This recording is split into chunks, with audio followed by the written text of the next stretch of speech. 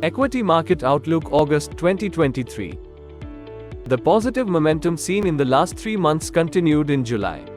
With the bulls taking charge of the stock market since April, benchmark indices soared further and finally broke through the previous all-time highs in July. Going hand in hand with the strong FPI inflows was the beginning of the Q1 financial year 24 earnings season.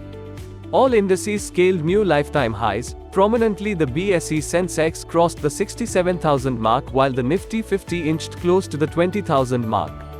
S&P BSE Sensex and Nifty 50 ended the month up 2.8% and 2.9% respectively. Nifty Mid-Cap 100 and Nifty Small Cap 100 continued to outperform their large cap peers, up 5.5% and 8% respectively.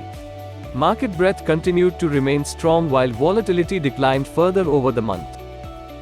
For the third consecutive month, FPI inflows surpassed the 40,000 crore rupees mark, showing their confidence in the Indian economy. On a cumulative basis, the inflows totaled to 149,235 crore rupees in the financial year.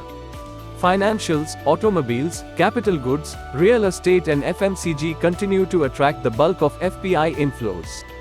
Strong consistent FPI inflows have been driving the market momentum, with India receiving more than 85% of all fund flows into key emerging Asian markets, excluding mainland China, since April.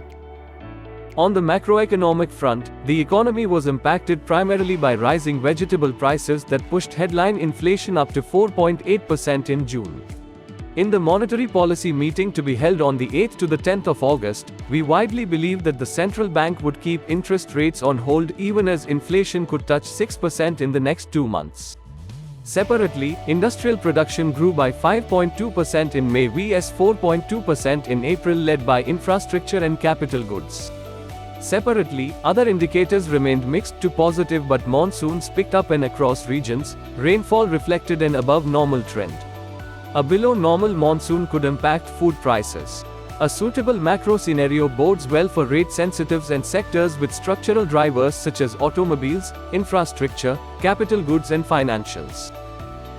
So far, roughly 33 Nifty 50 companies have reported results, and the earnings season has been in line with estimates. Results of IT companies have been weaker while banks saw a steady improvement in margins and asset quality, and automobiles reported mixed results. Markets from here could see earnings-led incremental gains. Some companies are likely to benefit over others on account of flexibility, product differentiation and market leadership. This pocket-wise growth rather than across the board, and active investing in growth and quality are likely to be key to alpha creation. Our fund performance has seen a strong rebound driven by active stock selection driving much of this recovery. This unique trait across portfolios has historically been key to long-term wealth creation, and this is reflected in our conviction plays across schemes. Accordingly, consumption and investment-led sectors are the key themes. Within financials, we prefer select names that have seen an improvement in their balance sheets. Our allocations in select IT companies are purely stock-specific strategies and in stories where we believe are likely disproportionate beneficiaries over the medium term. Markets at all-time highs also point to a valuation risk in select pockets which we will look to avoid. Meanwhile, the BSE Value Index has done relatively well compared to other style indices. Mutual fund investments are subject to market risks. Read all scheme-related documents carefully.